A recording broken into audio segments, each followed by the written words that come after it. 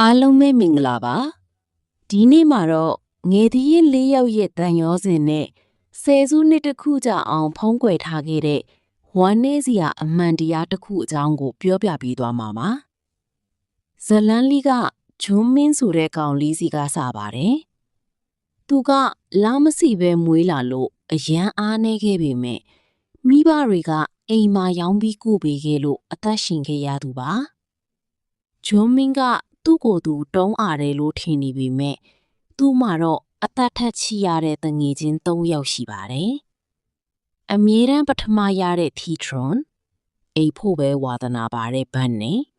ဘတ်စကတ်ဘောကစားသမားဖြစ်ခြင်းနဲ့ထိုးချင်လို့ပါပဲ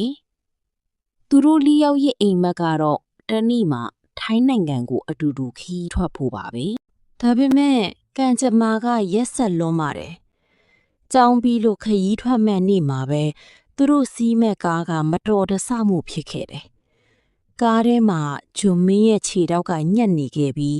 ကားကပေါက်ကွဲသွားခဲ့ပါတယ်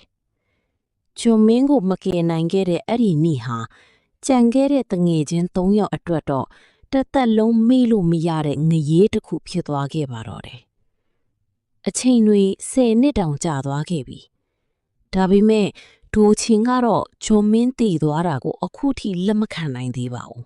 ။ဂျွန်မင်းဝတ်ခဲ့တဲ့အင်ကြီးတွေကိုအယုံမကလကြီးမှာဝတ်ပေးထားပြီးဂျွန်မင်းအသက်ရှင်နေတုန်းပဲလို့ထင်နေရှာတယ်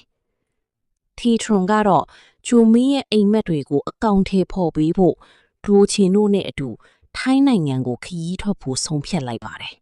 ။ထိုင်းကိုရောက်တဲ့အခါမှာတော့သူတို့တွေလူစိမ်းတွေနဲ့ကားမှားစီးမိပြီးတခိုးအဖြစ်အဖမ်းခံရတာ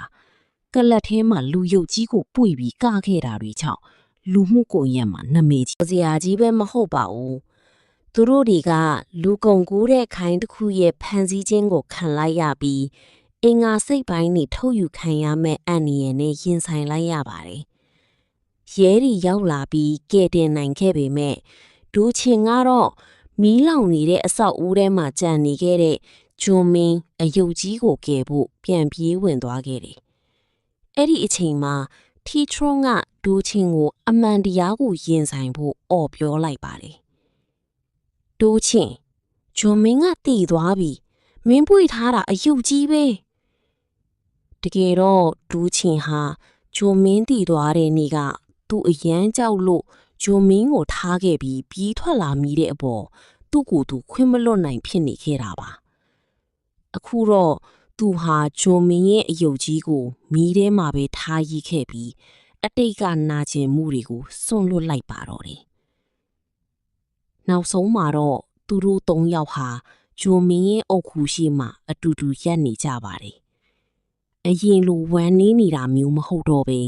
ဂျွန်မင်းကိုသူတို့ရင်ထဲမှာလှပတဲ့အမတ်တရအဖြစ်သိမ်းဆည်းထားလိုက်ကြပါပြီ။လူဆိုတာအတိတ်ကနာကျင်မှုတွေကိုဖုံးကွယ်ထားတာထက်ရင်ဆိုင်လိုက်တာကသာလွတ်မြောက်ခြင်းရဲ့လမ်းစာပဲဖြစ်ပါတယ်။ဇလန်းလီကတော့ဒီမှာတင်ပြီးဆုံးပါပြီ။အဆုံးထိနားထောင်ပြီးတဲ့အတွက်ကျေးဇူးတင်ပါတယ်